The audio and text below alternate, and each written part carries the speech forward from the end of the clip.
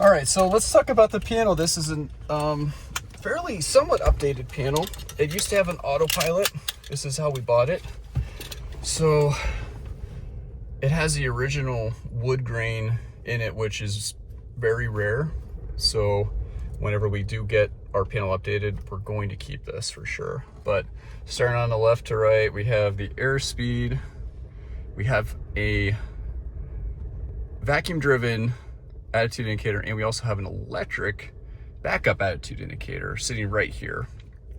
So we'll probably get that moved.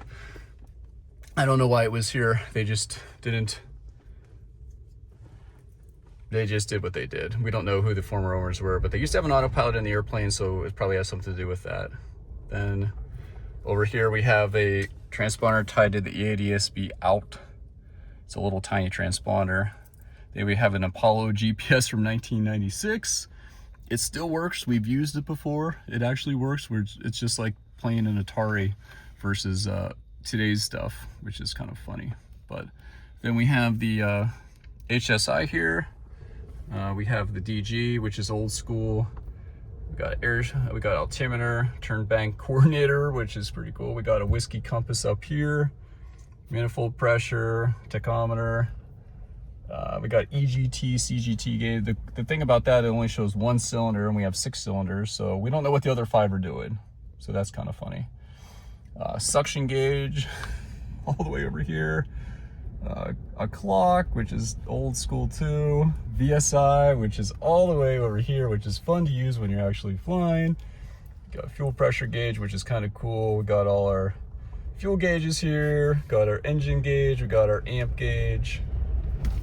And then we have the piano keys. So whenever we do our upgrade too, we're gonna keep the piano keys because this is just really cool.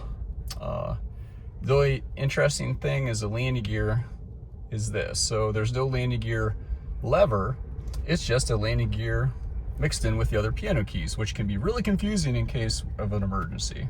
So kind of have to be careful with this airplane. Then we have all our power down here. You got the prop mixture, throttle, carb.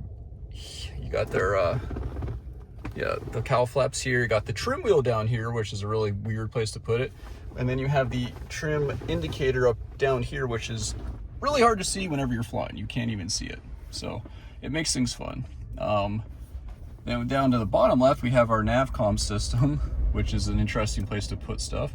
And then we have our audio system right here. So, and then we also have this nifty little electric DG, directional gyro, which is very accurate. So it's better to use this wavefounder in flying than using that.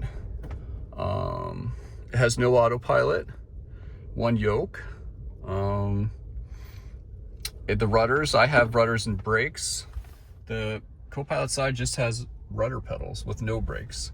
So that was meant to actually fold those down if the passenger wasn't a pilot and they just wanted to chill out whenever you were flying somewhere. Then it has a really nifty fuel quantity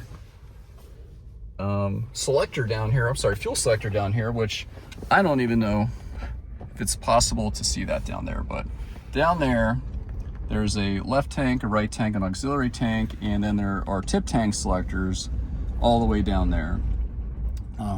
We haven't used those yet. We're going to get that in the next stage of our flight training and everything. And then down on the floor too, we also have a emergency landing gear position indicator, and that's good in case we have to emergency extend the landing gear. And if we have to do that, that is a very hard process, and that involves